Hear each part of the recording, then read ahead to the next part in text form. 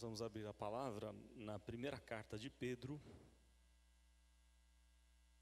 primeira epístola de Pedro, capítulo 1. Nós vamos fazer a leitura dos versos 1 a 5. Versículos de 1 a 5.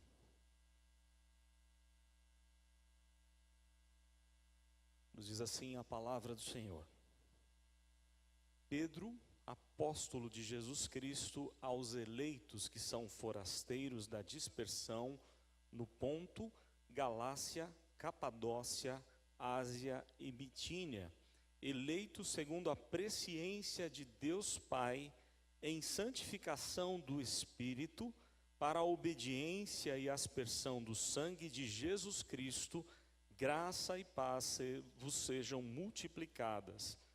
Bendito Deus e Pai de nosso Senhor Jesus Cristo, e segundo a sua muita misericórdia, nos regenerou para uma viva esperança, mediante a ressurreição de Jesus Cristo dentre os mortos, para uma herança incorruptível, sem mácula, imarcessível, reservada nos céus para vós outros, que sois guardados pelo poder de Deus mediante a fé, para a salvação preparada para revelar-se no último tempo. Somente até aí, vamos orar. Ó Deus, nós te damos graças pelo privilégio de podermos estar na tua casa, e agora quando vamos estudar a tua palavra, pedimos a instrução do teu Espírito, a iluminação do Senhor, do Espírito do Senhor, o mesmo que inspirou Pedro a escrever essa carta. Pedimos que o Senhor nos ajude, nos capacite a entendê-la, e também que o Senhor mesmo aplique no nosso coração aquilo que o Senhor deseja. Faz a tua vontade na nossa vida, santifica-os na tua palavra, porque a tua palavra é a verdade, nos ensinou o Senhor Jesus. Ajuda-nos, ó Deus, a compreendê-la, faz com que o Senhor também nos capacite a colocá-la em prática. Oramos agradecidos em nome do Senhor Jesus. Amém. Nós estamos dando início ao estudo dessa carta. A ideia é, por alguns domingos, estudarmos toda a carta, essa primeira carta do apóstolo Pedro. Vários temas aparecem aqui, dentre eles um tema que é muito marcante nessa carta, é o tema do sofrimento. E juntamente com o sofrimento, o apóstolo Pedro enfatiza a ideia de esperança. Vai aparecer por diversas vezes, aliás, por 5 vezes, a expressão esperança. E eu fiquei pensando um pouquinho na ideia de esperança, porque para nós, esperança não significa a mesma coisa do que a Bíblia chama de esperança. Nós achamos que esperança é uma expectativa, não é isso? É um desejo de algo que está planejado, ou que nós desejamos que aconteça. Só que nem sempre aquilo que planejamos acontece. Na verdade, a gente fica frustrado quando as nossas esperanças são frustradas. E a gente fica chateado, mas na verdade a esperança bíblica é totalmente diferente desse pensamento, desse sentimento que a gente tem. Eu fiquei pensando, já foi falado aqui no culto, mas daqueles meninos que estavam dormindo, jovens, adolescentes, com, quem sabe, um futuro profissional muito bom pela frente, 15 anos a maioria deles, 16, 15 anos, já num clube grande, com expectativas de, quem sabe, ter uma carreira lá na Europa, como todo menino que quer ser jogador de futebol deseja, jogar nos times europeus. E aqueles meninos dormindo e de repente se deparam com um problema sério, talvez muitos deles nem chegaram a acordar, por conta de tanta fumaça que deve ter chegado onde eles estavam. Mas quantas esperanças foram frustradas? Quantos planos eles tinham? E de repente, vem algo que desmorona tudo e faz acontecer aí essa tristeza tão grande que a gente tem enfrentado no nosso país, já de algumas semanas com a tragédia de Brumadinho, e agora esse acontecimento no Rio, a enchente no Rio e tantas outras coisas que a vida proporciona para a gente. Então Pedro vai tratar desses assuntos de sofrimento. Pedro vai falar de esperança em meio ao sofrimento, durante toda a sua carta. Só que a esperança de Pedro é diferente daquela esperança que tinham aqueles meninos. A esperança bíblica, a esperança de Deus, quando o termo bíblico aparece como esperança, e é o que Pedro vai tratar aqui algumas vezes, ele está falando de uma certeza e não de algo que talvez não venha a acontecer. A esperança de Deus sempre acontece. Nós estamos esperando algo que Deus prometeu. E quando Deus promete, Ele cumpre. Ele é fiel para cumprir. Não é isso que a Bíblia diz? Mesmo quando nós somos infiéis, Paulo vai escrever a Timóteo, Paulo ainda continua, Deus permanece fiel. Deus cumpre a sua palavra, por isso nós temos certeza, temos a esperança em Deus, de que tudo aquilo que Ele prometeu há de ser cumprido na nossa vida. O momento de Pedro aqui é bastante complicado. Por volta do ano 63, é muito provável que ele tenha sido morto pelo imperador Nero no ano 64. Então essa carta deve ter sido escrita ou no ano 63 ou no comecinho de 64, onde ele já estava preso. E o apóstolo Pedro, numa situação bastante complicada, não só ele, como também o apóstolo Paulo, ambos presos pelo imperador Nero, os grandes líderes da igreja, e a igreja sendo atacada demais, tanto por judeus quanto por romanos. Havia denúncias ridículas, injustas contra a igreja. Para os irmãos terem uma ideia, havia uma acusação de que os crentes eram canibais, e dá para saber o porquê, né? Canibais porque na ceia eles bebiam o sangue do seu mestre e comiam o corpo do mestre. Isso é canibalismo. Claro que eles sabiam que não era isso, mas tinha que ter alguma coisa para acusar os crentes, para condenar os cristãos daquele tempo. E Nero, com toda a sua loucura, resolve tacar fogo na cidade de Roma, culpar a igreja por isso. Ele incendeia várias estradas, fazendo postes. O primeiro a iluminar-se estradas foi Nero, usando os crentes, colocando piche nos crentes, pendurando-os numa madeira, num poste e tacando fogo neles, iluminando todas as estradas de Roma. A situação era muito crítica. Nesse período, Marcos escreve o seu evangelho nos ensinamentos, fundamentado nos ensinamentos do apóstolo Pedro. Então o evangelho de Marcos é praticamente o evangelho de Pedro, aquilo que Pedro viu Jesus fazer. E Pedro tem o mesmo objetivo de Marcos, confortar a igreja, encorajar a igreja, dar esperança à igreja de que apesar do sofrimento, há um Deus que é Senhor de todas as coisas. Há um Deus que cumpre os seus propósitos, há um Deus que ninguém pode frustrar os seus planos. E esse é o objetivo de Pedro, ele já vai fazer isso logo no primeiro capítulo ou nos primeiros versos dessa carta. Então o texto vai falar, eu queria então que você voltasse seus olhos para o texto, né? Primeiro versículo diz assim: Pedro, apóstolo de Jesus Cristo. Ele já diz quem ele é, para evitar algum tipo de confusão, porque naquele tempo já surgiram uns homens chamados gnósticos, defensores da filosofia grega, os quais queriam denegrir a imagem dos apóstolos, para ensinar as suas barbaridades, para ensinar as suas coisas erradas e da filosofia grega. Por exemplo, esses gnósticos escreveram o evangelho de Barnabé, escreveram o evangelho de Pedro, que não era nem de Pedro nem de Barnabé. Mas ainda que tinham ali os discípulos, os apóstolos estavam presentes, vivos, para dizer, eles estão errados, não é isso que nós ensinamos, não é isso que Cristo ensinou, não é isso que a Bíblia toda ensina. Então Pedro já vai dizer, eu sou Pedro, apóstolo de Jesus Cristo. E hoje há muita confusão com essa ideia de apostolado. As pessoas hoje estão se intitulando apóstolo, os líderes de algumas religiões, se dizendo apóstolo, já tem até aquele que se diz pai apóstolo, ou seja, o pai do apóstolo, o cara mais importante do que o apóstolo. É uns negócios assim meio complicados, porque o que a gente pode entender é que o dom do apostolado ele continua, mas não o ofício do apostolado. A ideia do dom do apostolado, a palavra apóstolo significa enviado, é um representante de Cristo, alguém que foi enviado por Jesus para anunciar aquilo que Jesus ensinou. Por isso ele tinha que ser testemunha ocular daquilo que Cristo fez. Daí o nome apóstolo. No entanto, as pessoas confundem com o dom do apostolado. Eu penso, nós temos um pastor na nossa igreja presbiteriana do Brasil, reverendo Ronaldo Lidório, missionário, por onde ele anda ele abre igrejas. Ele tem o dom do apostolado, o dom de pregar o evangelho, abrir igrejas e deixar as pessoas ali, pastores, líderes, mestres, para cuidar daquelas igrejas. Isso é um dom de apóstolo. de apostolado, não de ofício do apóstolo, porque o ofício, nós sabemos que o último foi o apóstolo Paulo, que veio até fora do tempo, e depois de muita luta, né, ele foi aceito pelo colégio apostólico, pelos 12 homens que ali estavam. Então, na verdade, Pedro se coloca aqui como apóstolo de Jesus. E aí ele vai falar para quem ele vai escrever, ainda no verso 1, aos eleitos, olha só, ele já vai falar do povo de Deus eleito, forasteiros da dispersão, e ele vai falar em quais regiões: Ponto, Galácia, Capadócia, Ásia e Bitínia. Essas regiões são conhecidas como a região da Ásia Menor, mais especificamente hoje a região da Turquia. E ele vai usar uma expressão interessante aqui para a igreja, vai dizer: igreja, vocês são forasteiros.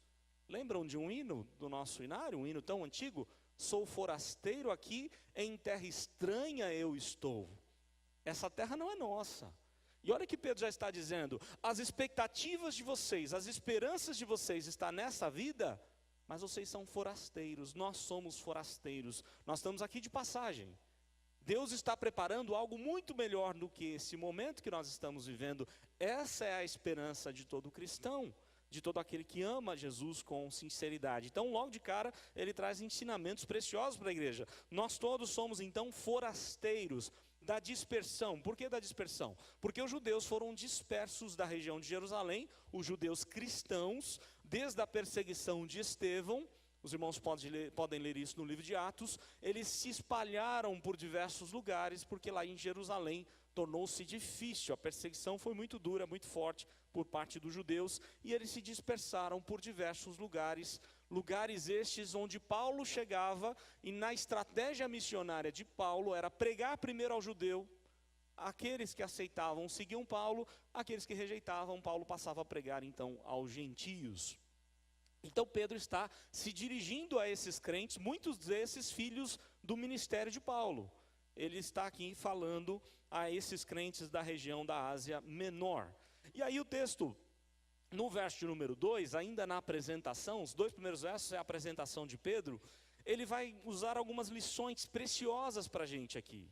Ele já vai falar de uma doutrina, talvez muito difícil da gente entender, mas é bíblica, não dá para fugir, não dá para pular esse verso, né? Se nós estamos com a pretensão, com a ideia, com a proposta de estudar a Bíblia capítulo por capítulo, não dá para pular o versículo. E vejam que logo de cara o apóstolo Paulo entra num assunto difícil teologicamente, mas bíblico, correto, e que nós não podemos deixar de lado, que é a eleição. Vejam só, o verso 2, eleitos, de novo ele vai usar a expressão eleitos, usou no primeiro verso, usa no segundo, eleitos segundo a presciência de quem? De Deus Pai. A semelhança dessa escrita aqui de Pedro parece demais com o escrito de Paulo aos Efésios, onde Paulo ali, juntamente com Pedro aqui, eles vão falar que quem elege, quem escolhe, quem predestina é o Pai. Quem executa a obra dessa predestinação, dessa salvação, é o Filho. Cristo é que veio a fazer a obra de Deus, a obra da salvação ser uma realidade.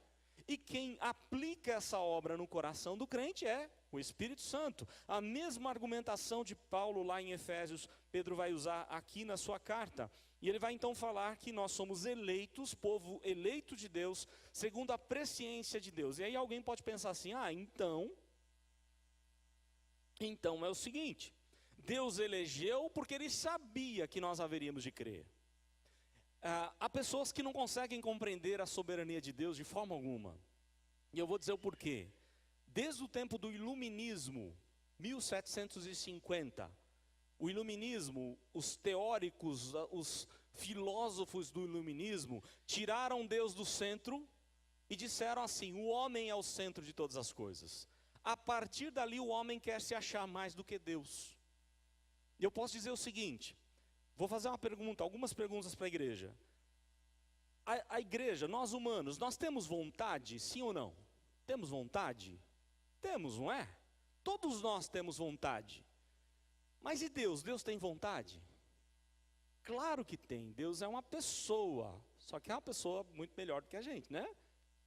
Deus também tem vontade. A minha pergunta é, qual vontade que prevalece, a nossa ou a de Deus? sempre a de Deus. Da mesma forma, não dá para achar que Deus me escolheu, porque Ele sabia que lá no ano de sei lá quando eu tinha 17 anos, naquele ano, naquele dia, eu haveria de crer. Então Deus sabia, porque não é assim.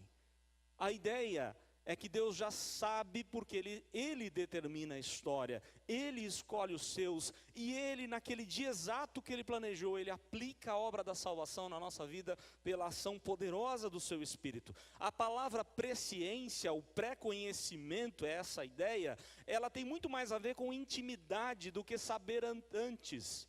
Claro, Deus sabe anteriormente, mas Ele sabe porque Ele tem uma intimidade conosco, o povo de Deus, povo eleito. Jeremias já tinha dito isso muito antes de Jesus chegar. Jeremias diz que Deus os amou com amor o quê? Eterno. Quando antes de criar todas as coisas, o Pai escolheu um povo e amou esse povo. Nós só não sabemos o porquê que Ele escolheu um povo tão ruim para amar, né? Nós somos tão ingratos muitas vezes a Deus. Nós somos tão falhos, tão desconfiados do poder de Deus, mas ainda assim Deus nos escolheu, e Ele demonstrou um amor eterno para conosco. É essa a ideia. Aliás, o verbo conhecer na Bíblia, ele tem muito mais a ver com intimidade, e é essa a ideia de Pedro aqui ao falar de Deus. Nós somos eleitos por aquele que nos conheceu antes da fundação do mundo. Paulo deixa isso claro lá, quando escreve aos Efésios. Eu vou fazer uma aplicação bem prática aqui. Nós conhecemos os nossos filhos no dia, né, hoje tem a possibilidade do ultrassom. No dia que você faz lá o seu primeiro ultrassom, você vê lá um borrãozinho, né, e você vê, eu conheci meu filho aqui, né? Uma imagem bem distorcida. Hoje tem umas qualidades melhores, dependendo do tempo de gestação, você consegue ver a carinha mais nítida, não é? Só que ainda assim o nosso conhecimento é de quando? É desde o ventre. O conhecimento que Deus tem de cada um de nós e o amor que Ele dedica a nós é muito antes de nos criar. É o que Pedro está dizendo, nós somos eleitos segundo a presciência, segundo um Deus que nos conhece de ter intimidade com a gente. Antes mesmo de nos criar, Ele planejou a nossa vida, conforme Davi diz, com todos os nossos dias contados e determinados. Deus sabia muito bem quantos dias aqueles meninos teriam de vida. Nós não sabemos, mas Deus sabe quanto tempo nós temos de vida, porque Ele não só sabe por antecedência, Ele planeja todas as coisas. Ninguém morre antes da hora. Aliás, isso acho que foi bem claro na tragédia lá em Brumadinho, né? Alguns sobreviveram de uma forma milagrosa, porque não chegou a hora. Se tiver chegado a hora, não adianta fugir, que a morte chega mesmo. Então a ideia é, Deus sabe sim por antecedência, sabe porque Ele determina todas as coisas, e é o que Pedro está dizendo. Somos eleitos segundo a presciência de Deus Pai. Olha só quem aplica essa salvação em nós. Em santificação do Espírito para obediência. E aqui Pedro vai tratar de algumas questões relevantes para a gente. A primeira delas é a santificação. Sem santificação, o autor aos Hebreus vai dizer o quê? Ninguém vai ver ao Senhor. Deus é santo, Deus não habita com o pecado. Não adianta a gente querer chegar lá no céu imperfeitos e impuros como nós somos. Deus não aceita.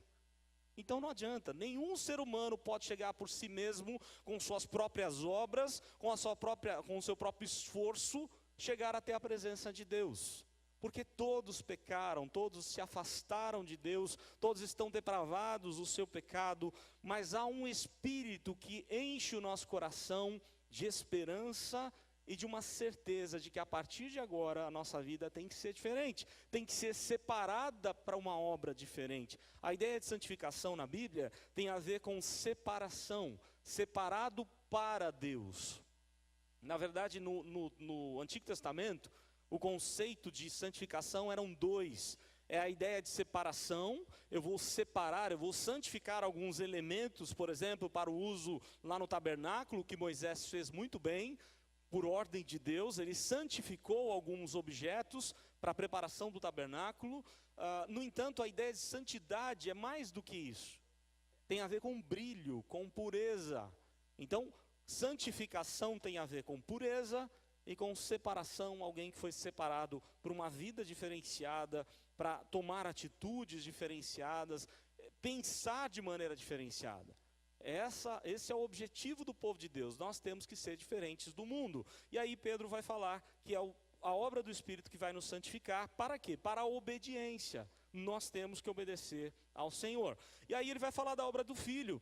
E a aspersão do sangue de Jesus Cristo, graça e paz vos sejam multiplicadas. Olha só, a aspersão do sangue. Os irmãos lembram onde o sangue era aspergido lá no Antigo Testamento?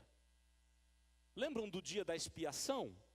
Quando o sumo sacerdote entrava no Santo dos Santos, trazendo sangue de animais, e aspergia aquele sangue na tampa da arca. Através desse ritual, o perdão de Deus cobria o seu povo dos seus pecados, ou seja, o povo era perdoado, dia da expiação, expiar ou cobrir pecados. A figura é do Velho Testamento, mas Pedro aponta para quem? Quem é que foi realmente aquele que aspergiu, que derramou o seu sangue sobre nós, ou por nós? O próprio Cristo. Lá na cruz, nós temos o sangue de Cristo, aplicando todo esse perdão de Deus na nossa vida. Então é obra da Trindade a salvação, onde o Pai escolhe, o Filho executa e o Espírito aplica em nós. É essa a ideia de Pedro na primeira parte aqui dessa carta, no primeiro capítulo. E agora, a partir do verso 3, ele vai fazer um louvor, uma doxologia, um louvor a Deus.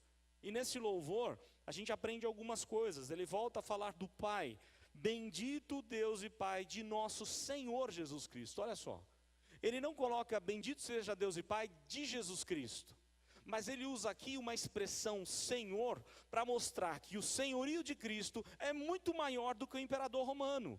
Que enquanto muitos estavam temendo aquilo que Nero podia fazer, existia um Senhor absoluto. A mesma ideia de Isaías, quando Isaías viu lá o Adonai assentado sobre um alto e sublime trono, enquanto todo mundo chorava a morte do rei Uzias, Pedro está fazendo a mesma jogada literária.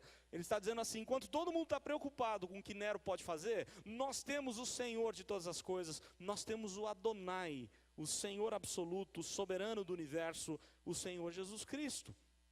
Então por isso ele está louvando a Deus, bendito Deus e Pai de nosso Senhor Jesus Cristo. E aqui é curioso, porque hoje em dia todo mundo acha que é filho de Deus, não é verdade?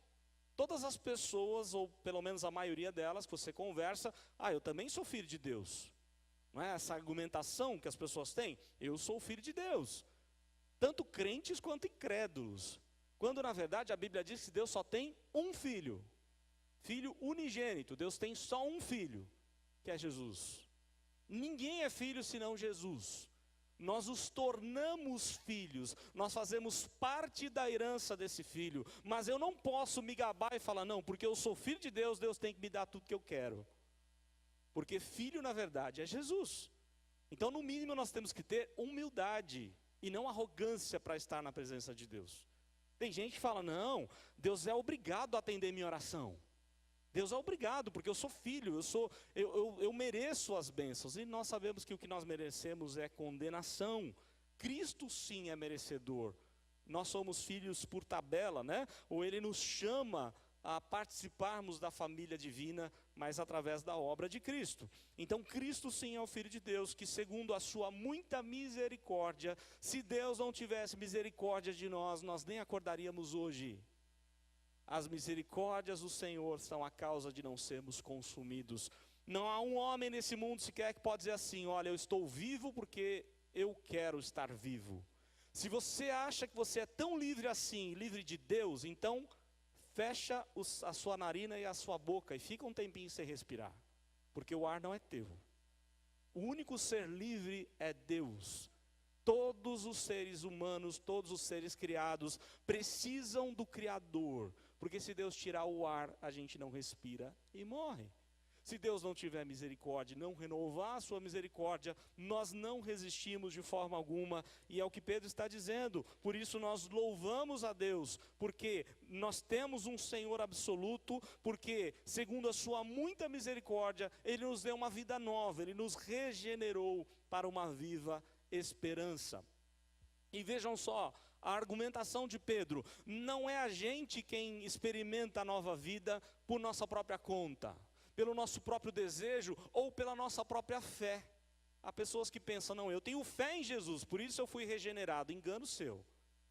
Lembram da ordem de Paulo lá aos Efésios? É pela fé que nós somos salvos, Efésios 2:8? Não, é pela graça. Pela graça sois salvos mediante a fé. A graça vem primeiro. O presente de Deus é aplicado primeiro ao nosso coração e dá a gente nova vida. A partir dessa nova vida eu tenho fé para crer no Senhor Jesus. Porque Paulo deixa claro lá: nós estávamos mortos nos nossos delitos e pecados, não havia nada em nós que pudesse escolher a Deus, escolher a Jesus. Então a fé vem depois do novo nascimento. Primeiro Deus nos regenera, depois sim, Ele dá fé para a gente crer na viva esperança. E é isso que o texto vai dizer, que Ele nos dá nova vida, para quê? Para uma viva esperança, mediante quem? A nossa obra? Mediante as nossas obras? Não, mediante a ressurreição de Jesus Cristo dentre os mortos. E aí, ele vai falar no verso 4, o que essa herança traz para nós. Olha só, a diferença da herança que você pode receber, talvez você tenha recebido, ou está para receber, ou um dia vai receber herança de um familiar seu, de um querido seu, só que a sua herança não chega aos pés da herança que Deus tem preparada para todos nós. E ele vai falar aqui no verso 4, dessa magnífica, maravilhosa herança, para uma herança incorruptível. Em outras palavras, ou em outra tradução, indestrutível. Ninguém pode destruir. A pergunta que eu faço para os irmãos: muitos ali de Brumadinho tinham suas terras, tinham a escritura definitiva já lá no cartório. E eles vão ter de novo? Alguém garante que eles vão ter aquelas terras de novo? Alguém garante que eles vão ser indenizados? Aliás, a maioria deles não vão mesmo, porque já partiram desse mundo naquela tragédia. As suas heranças, muitos talvez tinham toda a sua herança ali e foi destruída. Mas a herança que Deus tem para nós é indestrutível, ninguém pode tirar de nós. Essa é a ideia e a argumentação de Pedro. Nós temos uma herança incorruptível, indestrutível, ninguém pode destruir. Uma herança sem mácula, sem sujeira, totalmente pura. A ideia de purificação, uma herança conquistada não por meios ilícitos, porque muita gente é muito próspero por meios totalmente ilícitos, por meios que não agradam, não honram o nome do Senhor. Mas a herança de Deus não. Os meios que Ele usou para nos dar são meios santos, puros, e ninguém pode tornar essa nossa herança impura. Ninguém tem esse poder. Aí ainda o texto diz, uma herança imarcessível, que poderia ser traduzida como nunca pode murchar ou nunca vai murchar. Quando a gente ganha um presente, as mulheres, por exemplo, gostam de ganhar flores, né? A maioria gosta de ganhar flores. Daqui a quanto tempo a flor vai murchar? 1, 2, 3 dias? Talvez mais, dependendo da planta. Mas a herança que Deus tem para nós, o presente de Deus para nós, nunca vai murchar. Ninguém vai poder tocar nessa herança que é incorruptível, sem mácula, imarcessível, reservada nos céus para vós outros. E aí eu termino aqui com o verso 5. Que sois guardados pelo poder de Deus mediante a fé, para a salvação preparada para revelar-se no último tempo. Olha só, Deus é quem guarda, é o poder de Deus que guarda essa herança. Ninguém pode tocar na salvação, mas Deus vai guardar até o fim. Paulo já dizia isso a Timóteo, Deus é quem guarda o nosso depósito até aquele dia, até o dia da volta de Jesus. Eu volto a dizer, porque eu acho que eu disse isso domingo passado, se eu não me engano. Nós podemos perder tudo nessa vida. A gente pode perder pessoas amadas, pessoas queridas, a gente pode perder emprego, a gente pode perder os nossos bens, tudo na vida que a gente conquistou a gente pode perder. E há pessoas que perdem tudo sim. Mas há uma coisa que se você tem, ninguém vai tirar de você, que é essa herança reservada nos céus para vós outros. É a esperança que enche o nosso coração de alegria, da certeza de que as pessoas todas podem nos abandonar e deixar de nos amar, mas Deus nunca vai desistir de amar a gente. Deus nunca vai desistir da gente, porque ninguém pode nos separar do amor de Deus. Basta a gente olhar para a palavra e a gente enche o nosso coração de esperança. Talvez para você esse texto não faz tanta diferença, mas coloque-se naquele tempo de perseguição, que a qualquer momento pode chegar um soldado romano, bater na porta de um crente e levá-lo à masmorra, e levá-lo aos gladiadores, e levá-los a Nero para ser queimado num poste.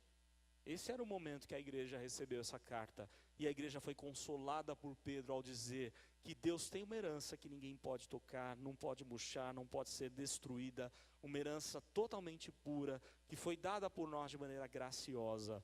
O Pai nos escolheu, o Filho aplicou, aliás, o Filho executou a obra da salvação, e o Espírito Santo aplicou dentro de nós essa herança tão maravilhosa que nós tanto aguardamos, na certeza de que nunca vamos perdê-la. É impossível perder salvação, porque não somos nós quem guardamos, quem guarda é o próprio Deus, ou é o poder de Deus, conforme diz o verso de número 5.